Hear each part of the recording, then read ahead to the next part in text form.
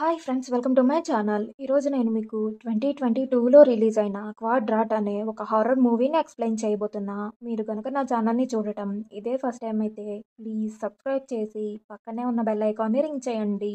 Movie స్టార్టింగ్లోనే క్వాడ్రాట్ తన కొడుకైన ఆలిఫ్ పై ఒక ఎక్సార్సిజంని చేస్తూ ఉంటాడు. బట్ అతని కొడుకుకు పట్టిన ఆ డీమన్ చాలా పవర్ఫుల్గా ఉంది. అతను ఎంత ప్రయత్నించినా అది వెళ్ళటం లేదు. దానికి పైగా అతన్ని ఆ రూమ్ నుంచి దూరంగా విసిరేస్తుంది. ఇంతటితో ఆగకుండా ఆ డీమన్ పాపం ఆ చిన్నపిల్లాన్ని చిత్రహింసలకు గురిచేస్తుంది. క్వాడ్రాట్ వెంటనే ఆ రూమ్లోకి వెళ్ళి తన కొడుకును కాపాడుకోవడానికి విశ్వ ప్రయత్నాలు చేస్తుంటాడు. బట్ ఆ పిల్లాడు కొంచెం సేపటికి మాత్రం నార్మల్ అయ్యి నాన్న ప్లీజ్ నాకు హెల్ప్ చేయండి అని చెప్తూ ఉండగానే ఆ డీమన్ ఆ పిల్లాడి యొక్క మెడ విరిచి చంపేస్తుంది. తర్వాత సీన్ లో మనం క్వాడ్రాట్ జైల్లో ఉండటాన్ని చూస్తాం. అతనికైతే బెయిల్ వస్తుంది, కానీ తను బయటకు వెళ్ళటానికి ఇష్టపడడు. ఎందుకంటే తన భార్య ఇంకా బిడ్డను అస్యూలా అనే ఒక భయంకరమైన డీమన్ చంపేసి ఉంటుంది. ఇంకా తనకంటూ ఈ భూమి మీద ఎవ్వరూ లేకపోవటంతో అతను ఆ జైల్లో ఉండటానికే ఇష్టపడతాడు. అలా అతను ఇంకొక ప్రిజనర్ తో పాటు రూమ్ లో ఉన్నప్పుడు ఒక జైలర్ తన రూమ్ ని ఓపెన్ చేసి ఒక చైన్ ని మన క్వాడ్రాట్ మెడకు చుట్టి అతన్ని తీసుకొని వెళ్లి ఒక దూలానికి వేలాడ తీస్తాడు. అతన్ని చూడగానే మనకు అర్థమవుతుంది ఆ అస్యూలా డీమన్ ఇతని పొసెస్ చేయటంతోనే అతనిలా బిహేవ్ చేస్తున్నాడని. ఇప్పుడు ఆ డీమన్ క్వాడ్రాట్ తో నువ్వు బ్రతుకున్నంత వరకు నా దగ్గర నుంచి తప్పించుకోలేవు, నీకు చావొక్కటే మార్గమని చెప్తుంటుంది. ఈలోపే కొంతమంది ఆఫీసర్స్ అక్కడికి వచ్చి ఆ పొసెస్ అయిన అతని చేతిలో నుండి క్వాడ్రాట్ ని కాపాడతారు. బట్ అప్పటికే అతను హ్యాంగ్ అయి చాలాసేపు ఉండటంతో అతను అక్కడే చనిపోతాడు. అలా చనిపోయిన అతను ఒక ఎడారిలో కళ్ళు తెరుస్తాడు. అక్కడ ఎటు చూసినా ఇసుక మాత్రమే ఉంటుంది. ఇంకా అతనికి కొన్ని ప్రేయర్స్ వినిపిస్తూ ఉంటాయి. అండ్ అతను వాటిని విని వెంటనే అక్కడే నీల్ డౌన్ చేసి తను కూడా ప్రేయర్ చేయడం స్టార్ట్ చేస్తాడు. అతను ఇలా చెయ్యగానే పెద్ద గాలి అతన్ని తాకుతుంది. అండ్ అక్కడున్న సన్ కూడా అతను చూడలేనంత బ్రైట్ గా వెలిగిపోతుంది. ఇప్పుడు మన క్వాడ్రాట్ మార్చురీలో కళ్ళు తెరుస్తాడు. నిజానికి అతను చనిపోయాడు. బట్ దేవుడు అతనికి సెకండ్ ఛాన్స్ ఇచ్చాడని తెలుస్తుంది. తర్వాత సీన్లో క్వాడ్రాట్ జైలు నుంచి రిలీజ్ అయి తన ఊరికి వెళ్తుంటాడు. అలా వస్తున్నప్పుడు బస్లో ఒక చిన్న పాప గుక్క పెట్టి ఏడుస్తుంది. తన స్టాప్ రాగానే దిగిపోతాడు. ఇప్పుడు మనకి ఆ చిన్న పాపను ఒక ఆత్మ భయపెడుతుందని చూపిస్తుంటారు. అతను అలా ఊర్లోకి వెళ్తుంటే అతనికేవో మంత్రాల్లాంటివి వినిపిస్తుంటాయి. కానీ అతను దానిని ఇగ్నోర్ చేసి తన దారిన తాను వెళ్ళిపోతాడు. ఇప్పుడు మనం ఆ ఇంట్లో చూస్తే అక్కడ తంత్రి ఇంకా యాస్మిన్ అనే ఇద్దరు అక్కా చెల్లెళ్ళు చాలా కంగారు పడుతూ ఉంటారు. ఎందుకంటే తంత్రి యొక్క కూతురు జిహాన్ యొక్క కండిషన్ అసలేం బాలేదు.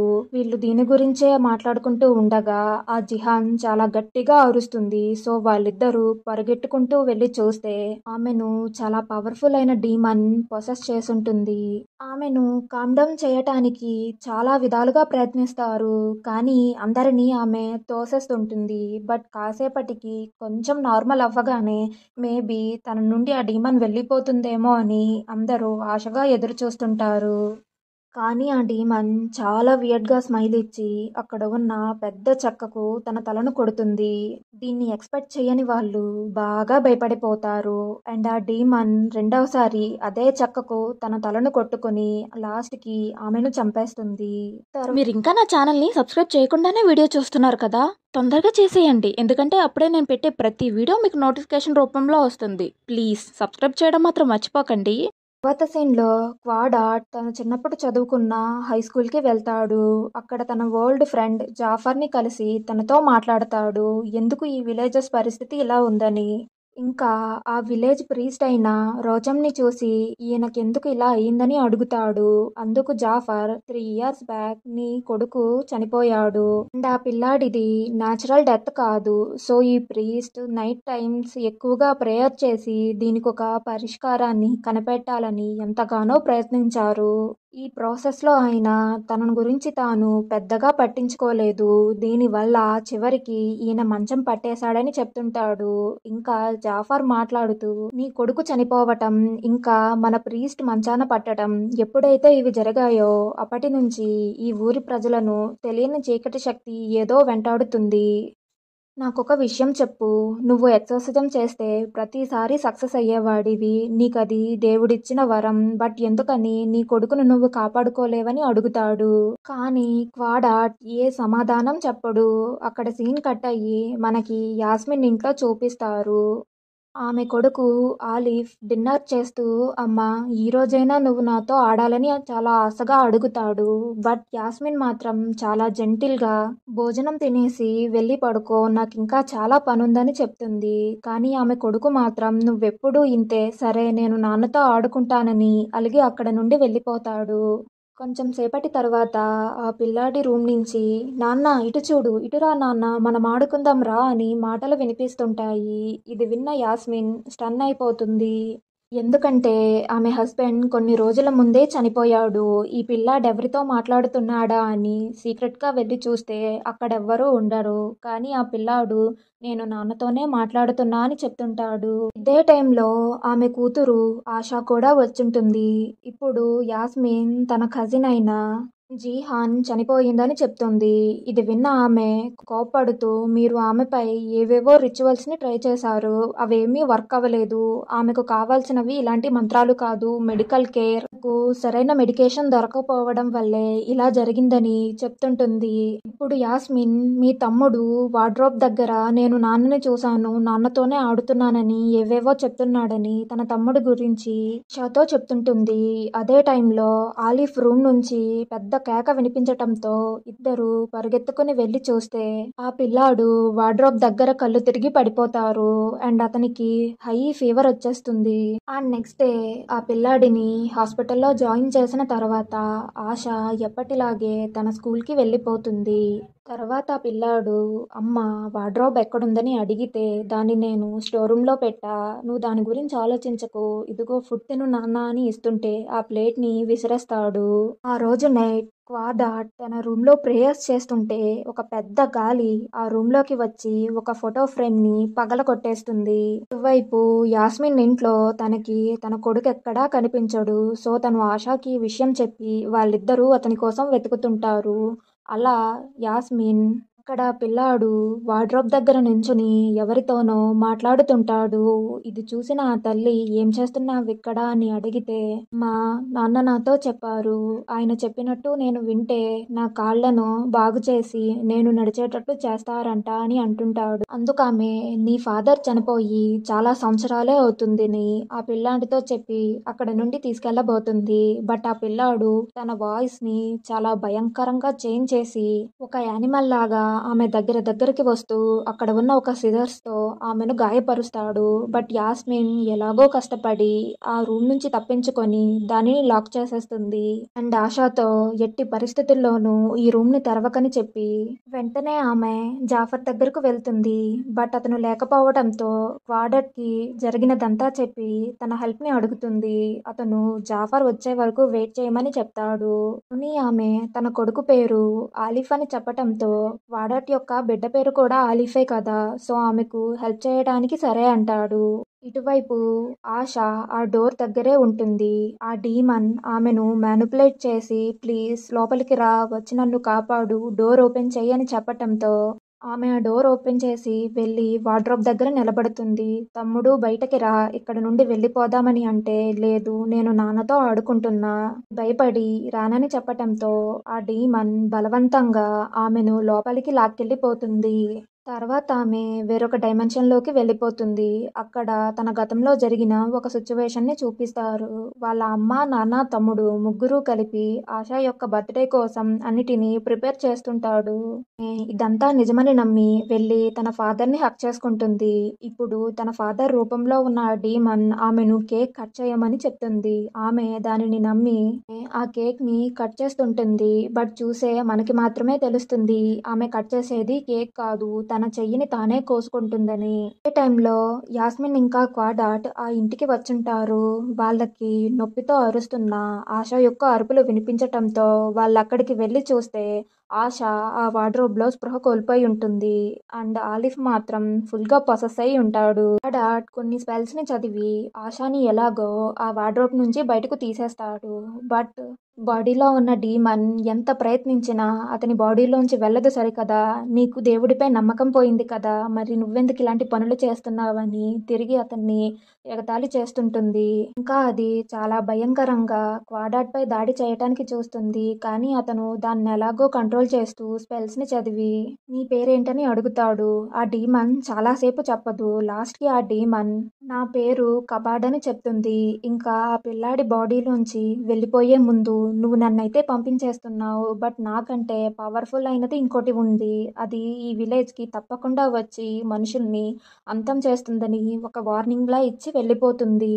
ఇంకా అంతా నార్మల్ అవ్వటంతో క్వాడా తన ఇంటికి వస్తూ ఉంటాడు. దారిలో అతనికి ఒక నల్ల కుక్క అతన్నే చాలా భయంకరంగా చూస్తుంటుంది.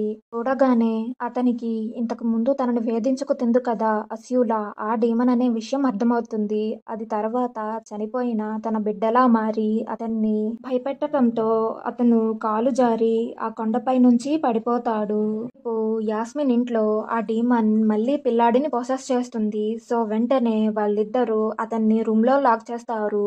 ఆ టైంలోనే జాఫర్ అక్కడికి వచ్చుంటాడు అండ్ అతను పిల్లాన్ని హాస్పిటల్ కి తీసుకెళ్దాం అంటాడు. కరెక్ట్ టైంకి క్వాడాట్ అక్కడికి వచ్చి అతనికి ఇప్పుడు కావాల్సింది హాస్పిటల్ కాదు, అతన్ని అస్యులా డీమన్ పొసెస్ చేసింది. ఎక్సోర్సిజం చేస్తే తప్ప బ్రతికించలేము. మొదట ఆ డీమన్ నా కొడుకుని చంపేసింది, ఇప్పుడు ఈ పిల్లాడిపై పడింది, తర్వాత ఈ ఊరి ప్రజలందరినీ నాశనం చేస్తుందని చెప్తుంటాడు. ఇది విన్న జాఫర్ రివర్స్ లో తన ఫ్రెండ్ పై అబండాలు వేస్తాడు. నిజం చెప్పు, నువ్వు దేవుడి పేరుతో ఇదంతా చేస్తున్నావా, లేకపోతే ఆ డీమన్ నీ ఫ్యామిలీని చంపేసింది కదా, అందుకోసం రివెంజ్ తీర్చుకోవడానికే ఇలా చేస్తున్నావా అని క్వశ్చన్స్ చేస్తాడు. తర్వాత తంత్రి యొక్క హస్బెండ్ ఆమెతో మాట్లాడుతూ మనం మన బిడ్డను కోల్పోయాం, జాఫర్ మన బిడ్డకు నయం చేస్తానని చెప్పాడు, బట్ అది అతని వల్ల కాలేదు. అతను మనలాగే చాలా మంది విలేజెస్ ని మతం ముసుగులో మోసం చేసి బోల్డంత ఆస్తులను పోగొట్టుకుంటున్నాడు. అతను ఇంకా అతని మనుషులు అసలు మంచివాళ్ళు కాదని చెప్తుంటాడు. ఈ టైంలోనే అక్కడికి క్వాడట్ రావటంతో ఈ క్వాడట్ జాఫర్తో పాటే ఉంటున్నాడు కదా, ఇతను అతని మనిషే అని తనపై దాడి చేస్తుంటాడు. ఈ టైంలోనే తంత్రి గట్టిగా అరిచే శబ్దం వినిపిస్తుంది. ఏంటా అని చూస్తే ఆమె ఆ కొండపై నుంచి దూకి చనిపోతుంది. తర్వాత సీన్లో ఆలిఫ్కి చాలా మట్టుకు నయమై ఉంటుంది. మేబీ అతనిపై ఎక్సర్సైజ్ని చేశారనుకుంటా. ఇప్పుడు క్వాడాట్ ఆ పిల్లాడిని తన తల్లికి అప్పగిస్తాడు. తర్వాత తన ఫ్రెండ్ జాఫర్తో మాట్లాడుతూ తర్వాత సీన్లో క్వాడ్రాక్ ఇంకా జాఫర్ మాట్లాడుకుంటూ ఉంటారు. క్వాడ్రాక్, నువ్వు వాళ్ళ ఫ్యామిలీకి హెల్ప్ చేసావు కదా, దానికి రిటర్న్గా నీకు ఏం దొరికిందని అడిగినప్పుడు అందుకతను వాళ్ళ ఫ్యామిలీ నాకు మనీని అండ్ కొంత ల్యాండ్ని రాసిచ్చారని చెప్తాడు. ఇది విన్న క్వాడ్రాక్ షాక్ అవుతాడు, ఎందుకంటే నువ్వు ఇదంతా డబ్బు కోసమే చేస్తున్నావు అని. కానీ జాఫర్ మాత్రం నేను ఈ ఊర్లో ఒక మసీద్ని కట్టాలనుకుంటున్నా, దానికోసమే డబ్బు ఇంకా స్థలాన్ని పోగు చేస్తున్నా, నేను ఇది మంచి కోసమే వాడతా అని చెప్తాడు. అందుకు క్వాడాట్, నువ్వు చేసేది మంచి కోసమే, కానీ నువ్వు ఇలా డబ్బు తీసుకుని చేయటం వల్ల డబ్బున్న వాళ్ళు మాత్రమే తమ సమస్యలు పరిష్కరించుకోవడానికి వస్తారు, మిగతా వాళ్ళు అలా బాధల్లోనే ఉండిపోతారు కదా, వాళ్ళకి సహాయం దొరకదు, ఇది చాలా తప్పని చెప్తాడు. కానీ జాఫర్ అతన్ని పట్టించుకోకుండా తన ఫ్రెండ్ ఇంకొక అతన్ని పిలిచి క్వాడ్రాట్ని అక్కడి నుండి పంపించటానికి అన్ని ఏర్పాట్లు చేయని అతన్ని బలవంతంగా అక్కడి నుండి పంపించాలని చూస్తుంటాడు. ఆ రోజు నైట్ యాస్మిన్ ఆలిఫ్కి ఒక హోలీ వాటర్ని ఇస్తుంది. ఇది జాఫరే తాగించమని ఇచ్చుంటాడు. అతను దానిని తాగగానే ఆ ఇంటి యొక్క కరెంట్ అనేది పోతుంది. వాళ్ళు భయపడుతుండటంతో యాస్మిన్ వాళ్ళ స్టోరేజ్ రూమ్ లో ఉన్న జనరేటర్ ని చూడటానికి వెళ్తుంది. అక్కడికి వెళ్ళి చూస్తే అందులో ఫ్యూయల్ అయిపోతుంది. ఇప్పుడు ఆమె దానిని రీఫిల్ చేస్తూ ఉండగా తను తెచ్చుకున్న లాంతర్ అనేది ఆరిపోతుంది అండ్ తనకి అక్కడే ఉన్న వార్డ్రోబ్ నుంచి ఒక సౌండ్ అనేది వినిపిస్తుంది. భయపడిన ఆమె ఆ లాంతర్ ని వెలిగిస్తుంటుంది. బట్ మనకి మాత్రమే తెలుసు ఆమె వెనకాల అసిలా డీమన్ నిలబడి తన్నే చూస్తూ ఆమెపై సడన్ గా అటాక్ చేస్తుంది. అంతేకాకుండా ఆమెను పొసెస్ చేసేస్తుంది. ఎంతసేపైనా వాళ్ళ మదర్ రాకపోవటంతో ఆశ వెళ్ళి చెక్ చేస్తే వాళ్ళ మదర్ కొంచెం నార్మల్ అయి ప్లీజ్ జాఫర్ని హెల్ప్ చేయడానికి తీసుకురా అని పంపిస్తుంది. ఆమె ఇలా వెళ్ళగానే యాస్మిన్ కంప్లీట్గా పొసెస్ అయిన స్టేజ్లోకి వెళ్ళిపోతుంది. ఇటువైపు క్వాడ్రాట్ ఆ ఊరి నుండి వెళ్ళేటప్పుడు రోచిన్ని కలుస్తాడు. అతను మన క్వాడ్రాట్కి ఏదో చెప్పాలనుకుంటే అక్కడికి జాఫర్ యొక్క మనిషి వచ్చి నువ్వు ఇక్కడ నుండి వెళ్ళిపో అని బెదిరిస్తాడు. ఇరిటేట్ అయిన మన హీరో అతన్ని బాగా కొట్టి జాఫర్ని కలవడానికి వెళ్తాడు. అక్కడ చూస్తే జాఫర్ ఒక సీక్రెట్ రూమ్లో కూర్చుని ఏవో క్షుద్ర పూజలు లాంటివి చేస్తుంటాడు.